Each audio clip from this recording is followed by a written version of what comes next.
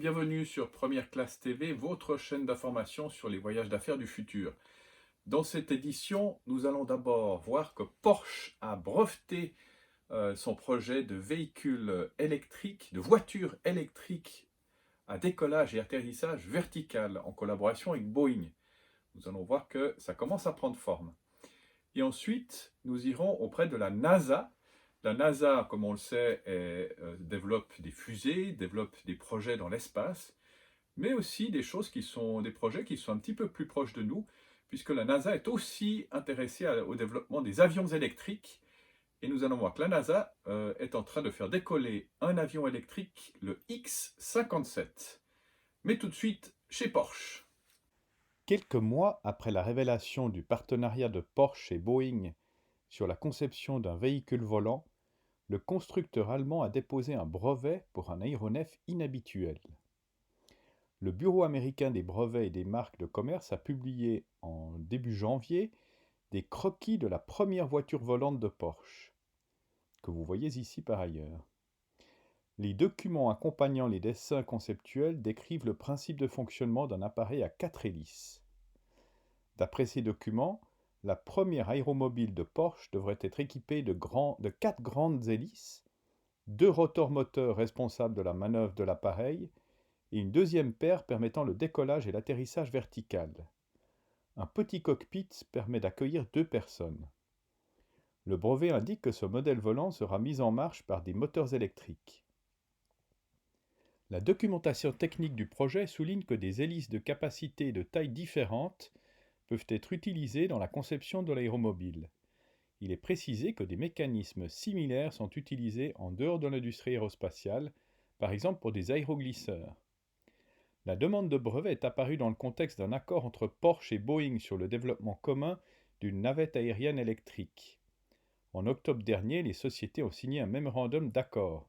Ça faisait d'ailleurs l'objet d'une de ces séquences sur Première Classe TV. Dans le cadre de cette coopération, les constructeurs comptent étudier le marché de l'aviation urbaine et l'expansion du trafic urbain dans l'espace aérien. Ensuite, les deux entreprises ont confirmé le développement conceptuel de l'aéromobile à décollage et atterrissage verticaux. Il est indiqué qu'un prototype pourra voir le jour d'ici 5 ans. Nous nous réjouissons tous d'embarquer à bord d'une Cayenne volante. Tout de suite, maintenant, nous nous rendons auprès de la NASA qui, elle aussi, développe des avions électriques. Et nous allons voir ce qu'il en est du X-57.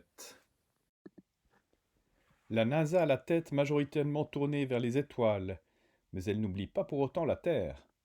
L'agence spatiale américaine a présenté en novembre passé un prototype de son tout premier avion électrique expérimental, le X-57 Maxwell. L'appareil est une version adaptée de l'avion italien Tecnam P2006T, un petit avion de 4 places à hélice dont les 2 moteurs thermiques ont été remplacés par 14 moteurs électriques et des batteries. En développement depuis 2015, son premier vol d'essai est prévu pour cette année, au-dessus de la base aérienne d'Edwards, en Californie. La NASA a également dévoilé un simulateur développé pour l'occasion qui permet aux ingénieurs et aux pilotes de se faire une idée de la manière dont se dirigera l'engin une fois terminé. Le Maxwell est le dernier né des X-Planes, cette gamme d'avions expérimentaux développés depuis plusieurs décennies par la NASA. Elle comprend par exemple le Bell X-1, premier appareil horizontal à franchir le mur du son en 1947, ou encore l'avion-fusée X-15 piloté par Neil Armstrong. Le X-57 Maxwell est le premier engin avec équipage à être conçu par la NASA depuis 2 décennies. La version finale, appelée Mod 4, comprendra des ailes plus petites et plus légères que celles du prototype. En plus des 14 moteurs, l'appareil possédera 6 petites hélices le long des ailes, ainsi que 2 plus grosses à chaque extrémité. Les plus petites hélices serviront pour le décollage et l'atterrissage et se rétracteront durant le vol. L'avion Mod 4 pèsera 1300 kg et pourra voler jusqu'à environ 4200 mètres d'altitude. Avec une vitesse de croisière de 275 km/h, il disposera d'une autonomie d'environ 160 km.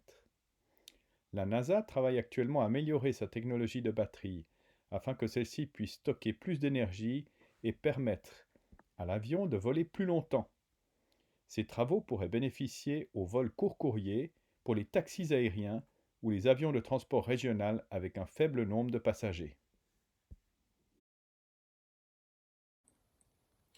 C'est ainsi que se termine cette édition de Première Classe TV.